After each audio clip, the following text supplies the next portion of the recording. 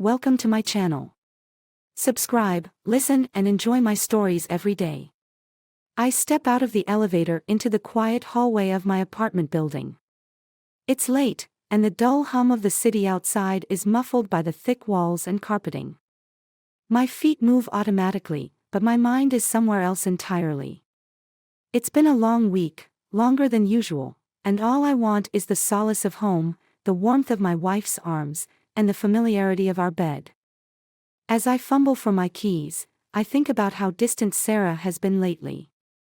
It's like a thick fog has settled between us, turning our once clear and vibrant connection into something murky and hard to navigate. I keep telling myself that it's just a rough patch. Every couple goes through them, right?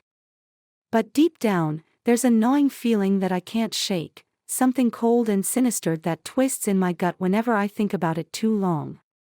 I finally manage to unlock the door, pushing it open with the kind of weariness that comes from too many late nights and not enough sleep. The apartment is dark, save for the faint glow of a light coming from the bedroom. I feel a pang of guilt. I should have called to let her know I'd be late, but I'd been too caught up in trying to wrap up the last of my work. Sarah. I call out softly as I slip off my shoes. No answer. I notice something strange. The air is heavy with the scent of her perfume, almost overpowering. It's odd, because she usually only wears it when we're going out, never at home. I move toward the bedroom, the familiar layout of our home suddenly feeling alien. The light seeping under the door is brighter now, almost harsh. My hand hovers over the doorknob, a sense of dread pooling in the pit of my stomach. Something is wrong. I can feel it. I open the door. Time slows down, every second stretching into an eternity. The scene before me is like a twisted nightmare, something out of a horror film. My brain struggles to process what I'm seeing, to make sense of the impossible reality unfolding in front of me. Sarah is on the bed, her back to me, completely naked. And beneath her, my father's face. The realization slams into me like a freight train. My father. My father. I can't breathe. I can't move. It's as though I've been frozen in place, paralyzed by the sheer enormity of what I'm witnessing. My mind is screaming at me to do something, anything, but I'm rooted to the spot, my heart pounding in my ears, drowning out everything else. Sarah, I finally manage to choke out, my voice barely above a whisper. It's all I can say, all I can force past the lump in my throat. She startles, turning her head to look at me with wide eyes, her face a mask of shock and guilt. My father, too, looks up, his expression one of horrified realization. For a split second, the three of us are locked in this tableau of betrayal, none of us able to comprehend the full weight of what's happening. And then it all shatters. Sarah scrambles off the bed, grabbing for a sheet to cover herself, but the damage is already done. There's no undoing this, no erasing the image seared into my mind. My father, his face flushed with embarrassment, struggles to sit up, his mouth opening and closing as though searching for words that don't exist. Michael, Sarah starts, but I cut her off, my voice coming out harsher than I intended. Don't, I say, holding up a hand. Just, don't. I can't look at her, can't look at either of them. I turn away, my vision blurring with the sting of tears I refuse to let fall. I need to get out of here. I need to get away from this room, this apartment, these people who have turned my world upside down. I'll leave, I manage to say, my voice hollow. I'm not sure who I'm talking to, or if I'm even talking to anyone at all. It's as if I'm trying to convince myself that I can still control something in this nightmare. No, wait, please, Sarah pleads, reaching out for me, but I recoil as though she's burned me.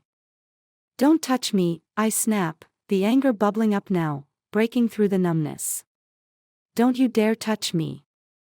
My father, tries to speak, but I can't bear to hear his voice. I can't bear to be in this room a second longer.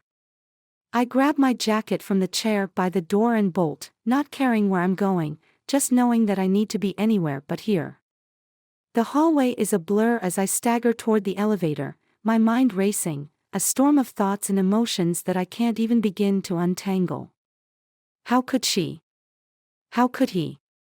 The two people I trusted most in the world, and they've done this. The elevator dings open, and I stumble inside, jabbing at the button for the ground floor. As the doors slide shut, I lean against the wall, my breath coming in ragged gasps. I feel like I'm going to be sick. The betrayal, the anger, the hurt, it's all too much. It's suffocating me. When the elevator reaches the lobby, I don't even pause to think. I just run. I run out into the cool night air, the city lights spinning around me like a kaleidoscope of chaos. I keep running, not knowing where I'm going, just needing to escape. Finally, I collapse onto a bench in a small park a few blocks away, my chest heaving, my eyes stinging. The night is still, almost peaceful, a stark contrast to the turmoil inside me. I bury my face in my hands, letting out a strangled cry of anguish. This isn't happening. This can't be happening. But it is. And there's no going back. As I sit there, the reality of it all starts to sink in. My marriage is over. My relationship with my father is shattered. The life I knew, the future I envisioned, it's all gone, destroyed in an instant by the people I trusted most. And now, I'm left with nothing but the pieces, jagged and broken, cutting deep into my soul. I sit on the park bench until the first light of dawn starts to creep over the horizon. The city is waking up around me, but I feel like I'm trapped in a nightmare I can't escape. I should go somewhere, anywhere, but I'm paralyzed, unable to move, unable to think clearly. My phone vibrates in my pocket, pulling me out of my fog. I pull it out and see a series of missed calls and texts from Sarah. Each one a knife to my already bleeding heart. Sarah, Michael, please, let's talk. Sarah, I'm so sorry. I know it's awful, but we need to talk about this. Sarah, please come back. We can fix this. I love you. The words blur as I read them, my vision clouded with tears I've been holding back. How dare she say she loves me? After what she did. After what I saw. Anger surges through me, hot and wild, and I fling the phone onto the ground. It bounces once before skidding to a stop on the pavement. I don't care if it breaks. I don't care about anything right now. But then the rational part of my brain kicks in. I can't just ignore this. I can't pretend it didn't happen. I have to do something. I can't let her, or him, get away with this. I pick up my phone, my hand trembling, and dial the one person I know I can count on. It rings twice before he picks up, his voice groggy with sleep. Mike? What's going on, man? It's, like, 6 in the morning, Paul says, his tone quickly shifting from sleepy to concerned when he hears the silence on my end. Mike? You there? Paul. I need you, I manage to choke out, my voice barely more than a whisper. I need you to come get me. I'm at the park by our place. I can't go back there. There's a beat of silence, and then Paul's voice is urgent. I'm on my way. Don't move, all right? Just stay put. I'll be there in 5. True to his word, 5 minutes later, Paul pulls up in his beat-up old car, worry etched into his face as he rushes over to where I'm sitting. He's still in his pajamas, his hair a mess, but I've never been more grateful to see him. Jesus, Mike, you look like hell, he says, crouching down in front of me. What happened? Talk to me. The words are caught in my throat. I don't know how to tell him, how to even start explaining the wreckage that is now my life. But Paul, bless him, gives me the time I need. He just sits there, his hand on my shoulder, waiting for me to find the words. Finally, they come, tumbling out in a disjointed mess. It's Sarah, and my father. I walked in on them. In our bed. Last night. Paul's eyes widen, and for a moment, I think he's going to say something, but he doesn't. He just stares at me, his mouth slightly open in shock. They were together, I continue, the bile rising in my throat as I force myself to say the words. I saw them, and I couldn't stay. I ran. Holy shit, Paul breathes, shaking his head.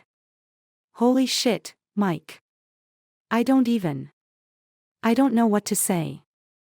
Neither do I say, my voice hollow. I don't know what to do, Paul.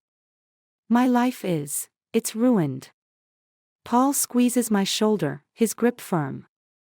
No, man. Your life isn't ruined. This is fucked up, beyond fucked up, but you're going to get through it. We'll figure this out. I nod, though I don't really believe him. I can't see a way out of this, can't see how my life will ever be okay again. But right now, I'm too exhausted to argue. Come on, Paul says, standing up and pulling me to my feet. Let's get you out of here. You can crash at my place. We'll figure out the rest later. I don't argue. I just follow him to the car, numb and dazed. The drive to Paul's apartment is a blur. I don't even notice when we get there until he's helping me out of the car and into his place. His girlfriend, Emma, is waiting inside, her face creased with concern when she sees me. Mike, oh my God, what happened? She asks, hurrying over to me. You look like you've been hit by a truck. Not now, Paul says gently, guiding me to the couch. He's been through hell. Let's just get him settled. Emma doesn't press, just nods and disappears into the kitchen. I hear the clatter of mugs, the hiss of the kettle, but it all feels distant, like I'm watching it happen through a fog. Paul sits down next to me, his arm around my shoulders. You want to talk about it? He asks softly, but I just shake my head. I can't, I whisper. Not yet. He nods, understanding, and we sit there in silence until Emma comes back with a cup of tea. I take it, not because I want it, but because it's something to do with my hands. The steam curls up into the air, carrying the scent of chamomile, but I can't bring myself to take a sip. Do you want me to call someone? Emma asks, her voice gentle. A lawyer, maybe? Or, I don't know, someone who can help. A lawyer, I repeat, the word feeling foreign in my mouth. Yeah, maybe. I don't even know where to start. Paul gives Emma a look, and she nods, getting up to find a phone book. We'll get you a lawyer, Mike, Paul says, turning back to me. First thing tomorrow. Right now, you just need to rest. Rest. It seems impossible, but I nod anyway. I let them take care of me, let them guide me to the spare bedroom where I collapse onto the bed, still fully clothed. I close my eyes, but sleep doesn't come. My mind is a whirlwind of thoughts and images, Sarah's betrayal, my father's face, the life I thought I had crumbling to dust. I don't know how long I lie there, staring at the ceiling, but eventually, exhaustion overtakes me, and I slip into a fitful sleep. When I wake up, it's dark outside again. For a moment, I'm disoriented, unsure of where I am, but then it all comes rushing back. The betrayal, the heartbreak, the devastation. It crashes over me like a tidal wave, leaving me gasping for air. I get up and stumble into the living room, where Paul and Emma are sitting on the couch, talking quietly. They both look up when they see me, their expressions a mix of worry and relief. Hey, Paul says, getting up to meet me. How you feeling? Like shit, I admit, sinking into the armchair. But I guess that's to be expected. Yeah, he says, sitting down next to me. Listen, we've been talking, and we think you should confront them. Both of them. Get some answers. The thought makes my stomach churn, but I know he's right. I can't just run away from this. I need to face it head on, no matter how much it hurts. I don't know if I can, I say, my voice barely above a whisper. You can, Emma says firmly, coming over to sit on the arm of the chair. And we'll be right there with you. You don't have to do this alone. I look at both of them, the determination in their eyes, and feel a flicker of something, hope, maybe, or strength. I don't know if I'm ready, but I know I have to try. All right, I say, my voice steadying. Let's do it. Paul nods, standing up and reaching for his phone. I'll call them. We'll set up a time to meet. And then we'll get some answers. As he makes the call, I lean back in the chair, trying to steady my breathing. This is going to be the hardest thing I've ever done. But with Paul and Emma by my side, maybe, just maybe, I can find a way to survive it. The following day feels like it stretches on forever. The minutes crawl by, each one heavy with anticipation and dread. I can barely focus, my mind a tangled mess of emotions and unanswered questions. Paul and Emma try to keep things normal, making small talk, offering me food that I can't bring myself to eat. But nothing is normal anymore, and I doubt it ever will be again. Paul finally hangs up after arranging the meeting with Sarah and my father. The tension in the room is palpable, and I can't help but feel like we're all holding our breath, waiting for something to break. They'll be here in an hour, Paul says, his voice careful, as if he's trying not to spook me. You sure you're ready for this? No, I reply honestly, my stomach twisting into knots. But I have to do it anyway. Emma gives me a reassuring smile, squeezing my hand. You're stronger than you think, Mike. We'll be right here with you. Her words offer little comfort, but I nod anyway, appreciating their support even if it doesn't quite reach the fear gnawing at my insides. The hour ticks by slowly, each second heavy with the weight of what's to come.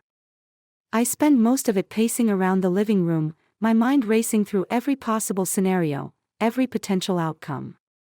I've run through this confrontation 100 times in my head, imagined the words I'll say, the accusations I'll throw. But now that it's real, I feel like a deer in headlights, paralyzed and helpless. When the knock finally comes at the door, my heart nearly stops. Paul gives me a look, one that says you can do this, and then he goes to open it. Sarah steps inside first, her face pale, her eyes wide with guilt and fear. She looks smaller somehow, diminished by the weight of what she's done.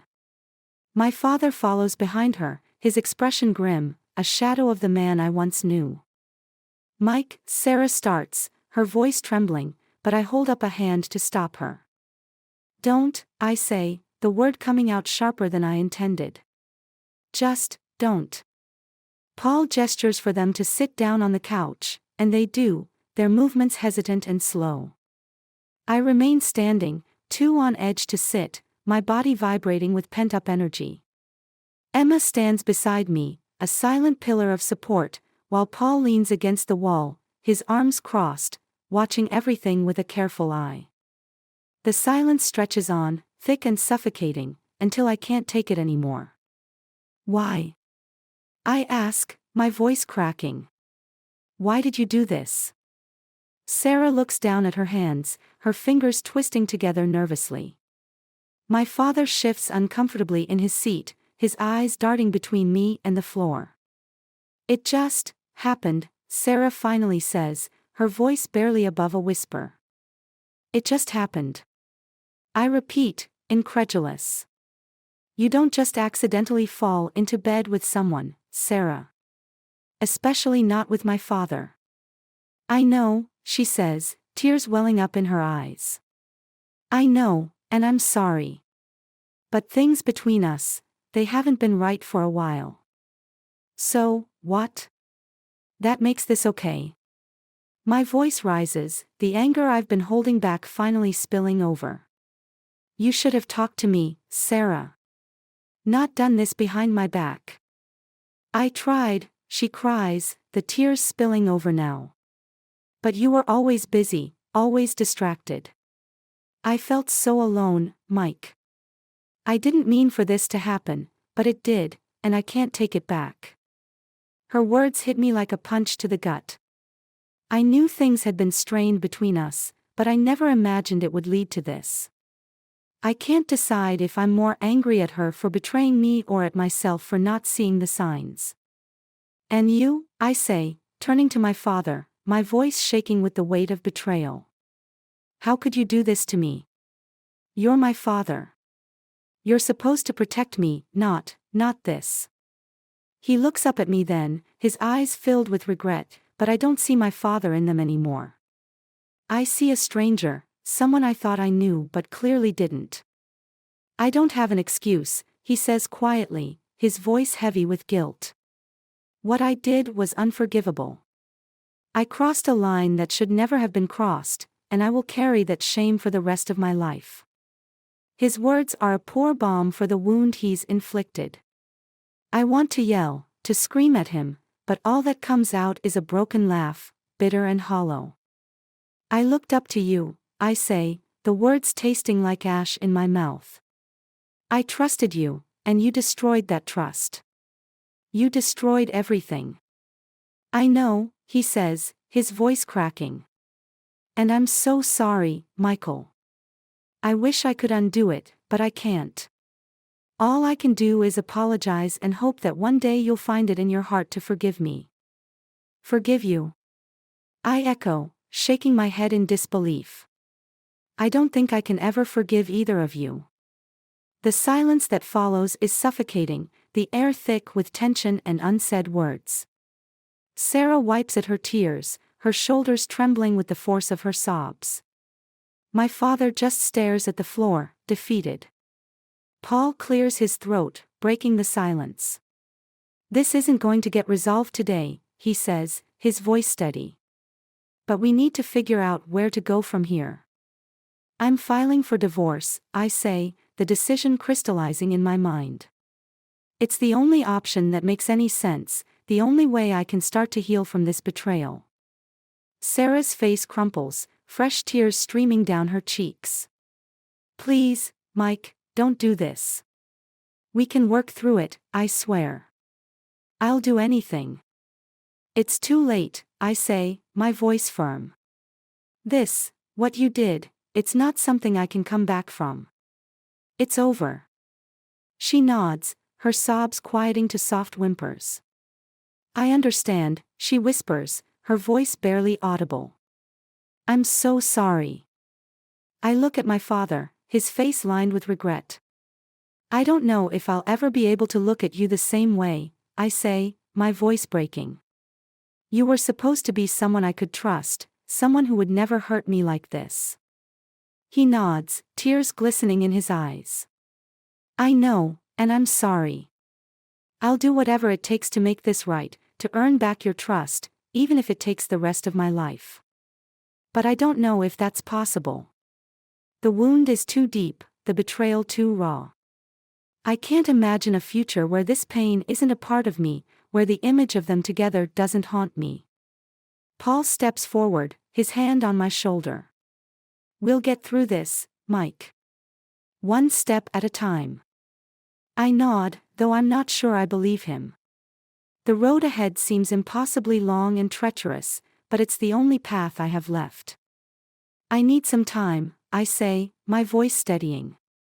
Time to figure out what comes next. Take all the time you need, Paul says, his voice gentle. Sarah and my father exchange a glance, and then she stands up, her movements slow and tentative. I'll stay with a friend for now, she says, not meeting my eyes. I'll give you space. Thank you, I say, though the words feel hollow. She nods and turns to leave, my father following behind her. As they walk out the door, a part of me wants to call them back, to find some way to undo what's been done. But I know that's impossible. The damage is done, and there's no going back. When the door closes behind them, the room feels empty, like all the air has been sucked out.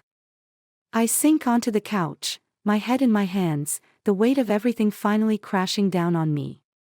Paul and Emma sit on either side of me, their presence comforting in a way that words can't express. They don't say anything, just sit with me in the silence, letting me process everything that's happened. Eventually, Paul speaks, his voice low. "You did the right thing, Mike. This is the first step toward healing." I nod, though I'm not sure I believe him.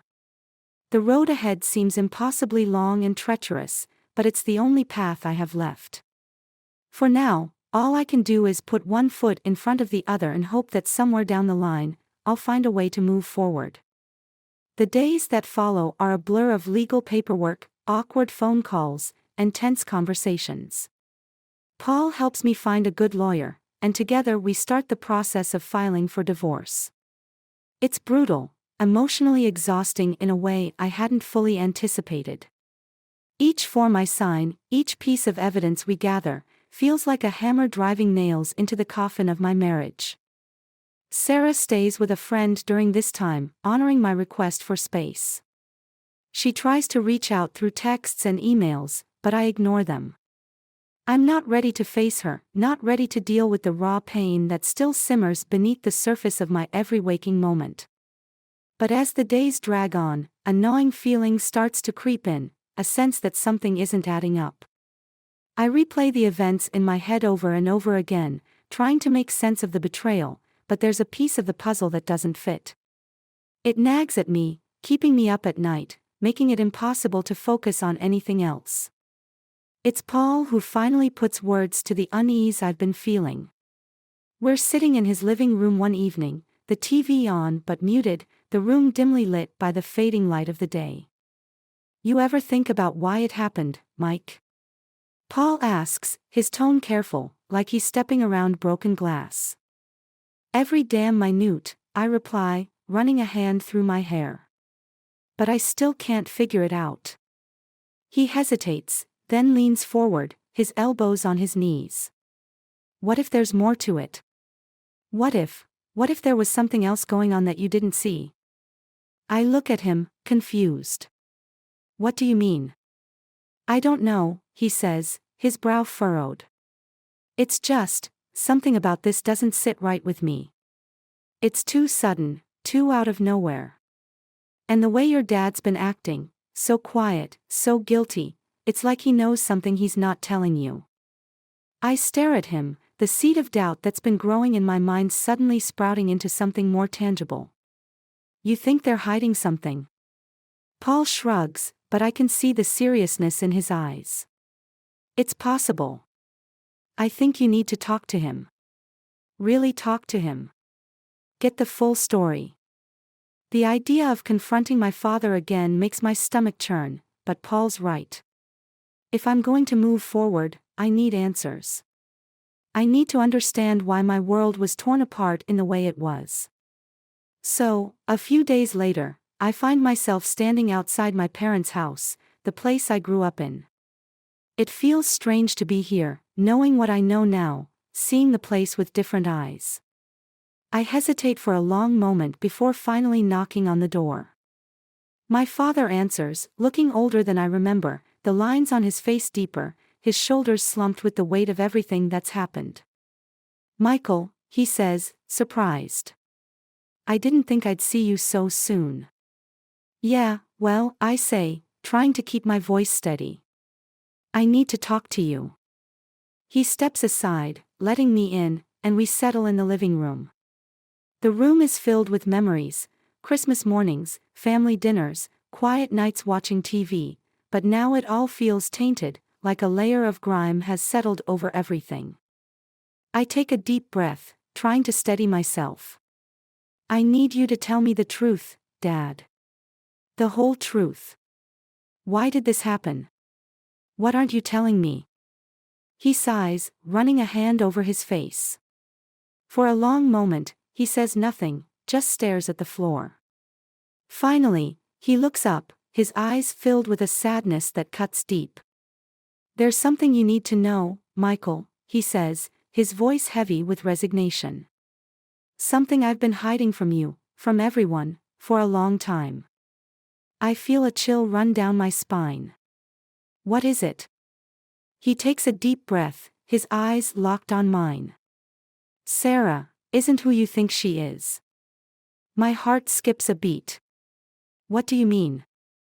He hesitates, as if searching for the right words. This whole thing, it wasn't just an affair, Michael.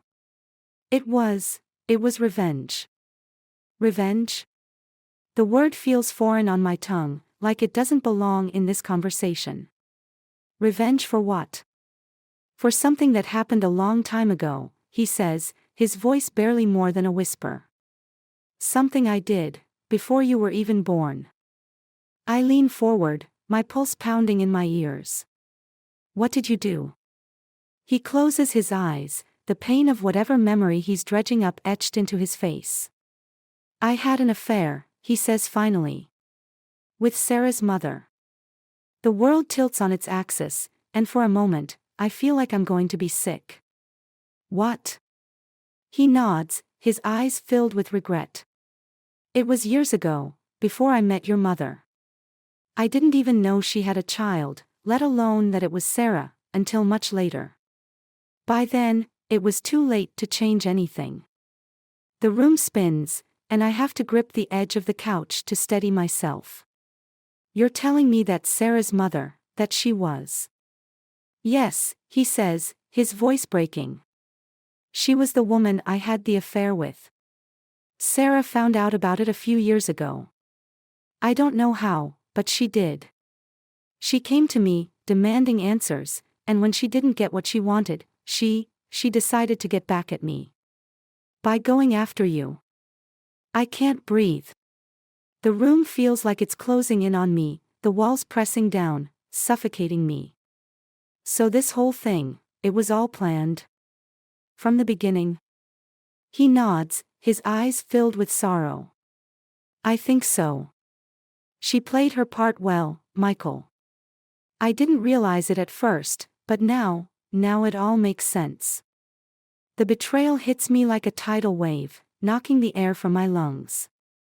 Everything I thought I knew about my life, my marriage, it was all a lie, a carefully constructed illusion designed to hurt me, to hurt us.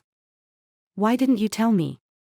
I whisper, the words barely audible. I was ashamed, he says, his voice raw. Ashamed of what I'd done, ashamed of the way I'd hurt you.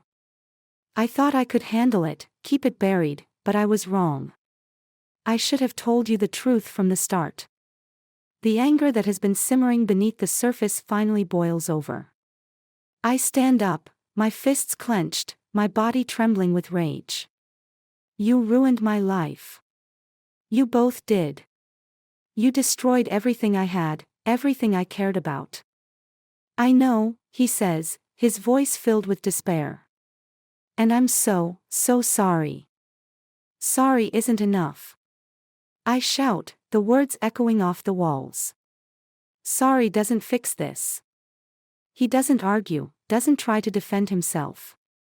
He just sits there, shoulders slumped, defeated. I turn and walk out of the house, my heart pounding, my mind racing. The world outside is bright and cold, the sun glaring down on me as if mocking my pain. I start walking, not caring where I'm going, just needing to move, to escape. The truth is a bitter pill to swallow. Everything I thought I knew was a lie, every moment of my marriage a carefully crafted deception. Sarah had manipulated me from the start, used me as a pawn in her twisted game of revenge. And my father had been the catalyst, the one who set it all in motion. I don't know how long I walk, the streets blurring together as I lose myself in the chaos of my thoughts. Eventually, I find myself back at Paul's apartment, my legs aching, my body numb. Paul opens the door, his face a mix of relief and concern. Mike, where the hell have you been? I've been worried sick. I brush past him, collapsing onto the couch, the weight of everything pressing down on me like a lead blanket. What happened? Paul asks, sitting down next to me. I tell him everything, the words tumbling out in a rush, the anger and pain and betrayal all crashing over me at once. By the time I finish, I'm shaking, my throat raw, my eyes burning with unshed tears. Jesus, Mike, Paul says, his voice filled with shock. That's insane. Yeah, I say, my voice hollow. It is. We sit in silence for a long time, the reality of the situation settling in around us like a thick fog. So what are you going to do now? Paul asks finally. I shake my head, the enormity of the question almost too much to bear. I don't know. But I can't stay here. I can't be around them, around anything that reminds me of them. You're not thinking of doing something stupid, are you? He asks, his tone serious. No, I say, though the thought has crossed my mind. I need to get away. Start over. He nods, understanding. You can stay here as long as you need. We'll figure it out together. Thanks, Paul, I say, my voice barely above a whisper. But I think I need to do this on my own. He doesn't argue, just nods, his eyes filled with concern and understanding. That night, I pack a bag, the decision settling over me like a shroud. I don't know where I'm going, but I know I need to leave. I need to put as much distance between myself and the past as possible. As I walk out of Paul's apartment, the weight of the last few weeks pressing down on me, I feel a strange sense of calm. The storm has passed, leaving only the wreckage behind. But in that wreckage, there's a sliver of hope, a chance to rebuild, to start fresh. I don't look back as I walk down the street, the city lights flickering above me like stars. The future is uncertain, and the road ahead is long and winding, but for the first time in a long time, I feel like I'm in control. I may never forgive Sarah, and I may never reconcile with my father, but I can choose to move forward. I can choose to leave the past behind and build something new. And that, I realize, is the first step toward healing.